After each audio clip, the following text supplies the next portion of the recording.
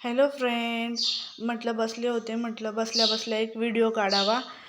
Video आहे तो जमिनीचा.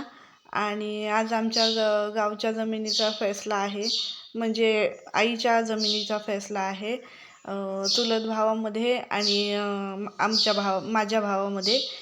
माझ्या चुलत भावानी मध्ये आमच्या जमिनीत मध्ये एक चार पडलेली आहे, अशी त्याच्यावरून जमिनीचा हा फैसला आहे. आणि विहीर आहे, विहिरीची पाळी कोणाची आणि कोणाची नाही, कोणाची त्याच्यावरून एक फैसला आहे. आता तो फैसला कोणाच्या हकमध्ये होतो ते आता मी सांगू शकत नाही. मीटिंग तर चालली आहे, तिथं मीटिंगमध्ये लेडीज अलाउड नाही आहेत, त्याच्यामुळं मी लांबूनच व्हिडिओ काढला आहे. तुम्ही पाहू शकता, हा उभा राहिलेला माझा भाऊ आहे आणि इकडे बसलेले माझे वडील आहेत आणि मध्ये बसलेले पंच आहेत. पंच आता काय फैसला देतील त्याच्यावर अवलंबून आहे. पंच त्यांच्याकडून फैसला देव किंवा आमच्याकडून फैसला देव, ते मान्य करावाच लागतो. आणि ज्यांनी पंच बोलवलेले आहेत, ते माझ्या वडिलांनी बोलवलेले आहेत. मग आता काय फैसला होतो ते सांगू शकत नाही.